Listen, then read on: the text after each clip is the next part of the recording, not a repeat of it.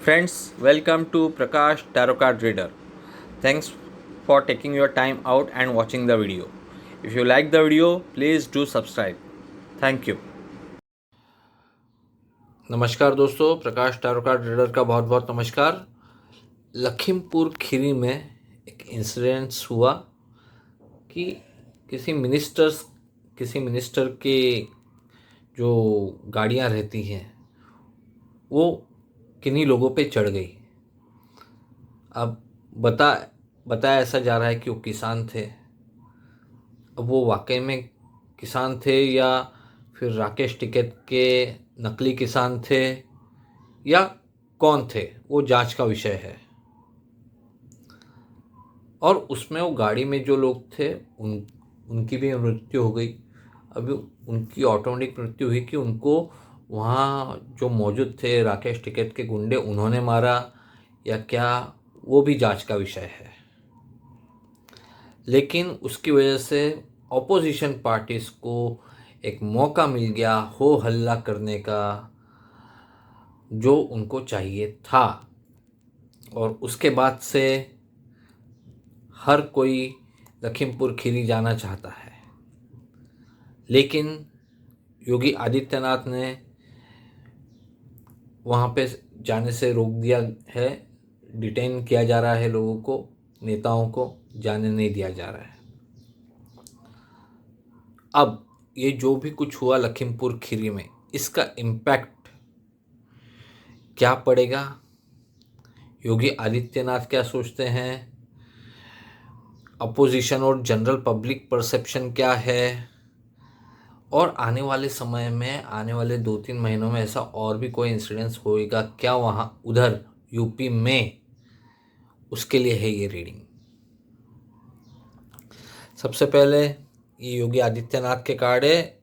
उनके हिसाब से उनकी फर्स्ट प्रायोरिटी है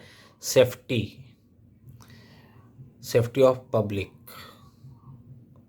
मामले को शांत ठंडा करना, moving away from trouble to calm water, यानी ठंडा माहौल बनाना, ठंडा करना। और उनके हिसाब से इस समय सिचुएशन कंट्रोल में है। अब उत्तर प्रदेश की जो जनता है वो इस बारे में क्या सोचती है, तो ये कार्ड आया है, स्ट्रेंथ कार्ड। यानी इसमें के लेडी हो रही है, इसको पालतू बना रही है शेर को। तो उत्तर प्रदेश की जनता का जो परसेप्शन है वो ये है कि ये सब जानबूझ के किया जा रहा है। लेडी कौन है वो आप सोच सकते हो कि शेर को पालतू बनाने के लिए कोई लेडी ये सब करवा रही है, जो भी है। और ये यूपी की जनता, ये देखिए, नाइट ऑफ सोर्स, गुस्सा, रिबेलियन। लेकिन वो गुस्सा किसकी तरफ है? योगी आदित्यनाथ के बारे में क्या परसेप्शन है उनका? एक्शन मैन, एक्शन लेने वाला, डट के खड़ा है मैदान में। राकेश टिकैत की तरफ क्या परसेप्शन है? वर्ल्ड कार्ड, मुंह मांगी मुराद पूरी हो गई उसकी। प्रियंका गांधी वाड्रा के बारे में क्या परसेप्शन है? तो ये कार्ड है चोरी का, धोखे का। तो कम से कम पब्लिक जो परसेप्शन है वो तो समझ में आ रहा है कि क्या है। मैं अखिलेश यादव के बारे में कार्ड निकालना भूल गया था, तो अखिलेश यादव के लिए भी कार्ड निकाल लेते हैं कि उत्तर प्रदेश की जनता जो है वो लखीमपुर खीरी इंसिडेंट्स को लेके अखिलेश यादव के बारे में क्या परसेप्शन रखती है। ये अच्छा कार्ड आया है, जस्टिस कार्ड। यानी यहाँ पे जो है कांग्रेस को फायदा मिलते हुए नहीं दिख रहा है, राकेश टिकैत को भी फायदा मिलते हुए नहीं दिख रहा है। योगी आदित्यनाथ के बारे में अच्छा परसेप्शन है, या तो फिर अखिलेश यादव के लिए अच्छा परसेप्शन है, बन रहा है। ठीक है। अब योगी आदित्यनाथ अगर आने वाले 3 महीनों में 31 दिसंबर 2021 तक ऐसा फिर से कोई इंसिडेंस होता है तो क्या तैयारी है उनकी। तो ये कार्ड आया है, क्विक एंड स्विफ्ट एक्शन। देखिए पीछे ऊपर नीचे वो समुंदर दिख रहा है आपको, पानी। इसका मतलब उन्हें भी पता है कि ऐसे इंसिडेंसेस और भी हो सकते हैं, तो उसके लिए क्विक एंड स्विफ्ट एक्शन बहुत ज़रूरी है। ये उनकी सोच है। फिर अक्टूबर महीना अब कैसा रहेगा योगी आदित्यनाथ का, तो अच्छा है, कोई दिक्कत नज़र नहीं आती। लेकिन नवंबर मंथ फिर से कोई इंसिडेंस होगा नवंबर मंथ में, फिर वो उत्तर प्रदेश के किसी और पार्ट में भी हो सकता है, लेकिन होगा यकीनन। ये देखिए ये कार्ड, तो हो सकता है कि अमावस्या या पूर्णिमा या उसके आसपास, या अमावस्या नवंबर में क्या होती है, दिवाली।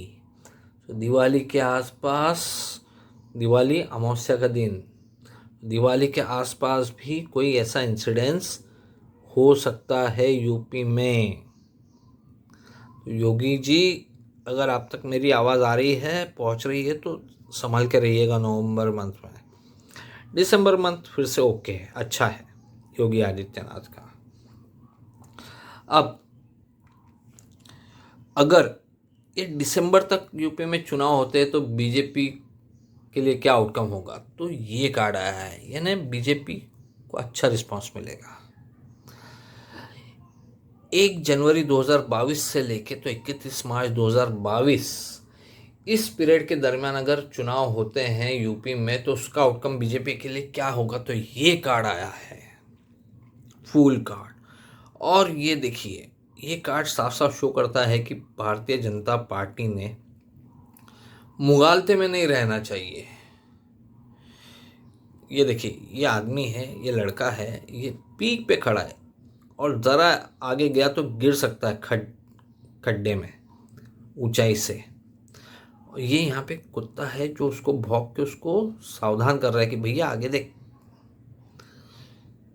तो एक बात तो पक्की है कि ये जो पीरियड है इसमें अगर बीजेपी केयर फ्री हो गई कि नहीं अब तो हम आ रहे हैं, तो बीजेपी के लिए अच्छा नहीं होगा। बीजेपी ने बिल्कुल भी मुगालते नहीं पालने चाहिए और उन्होंने पूरी तैयारी करनी चाहिए बिना किसी मुगालते के, और हल्के में नहीं लेना चाहिए अपोजिशन को।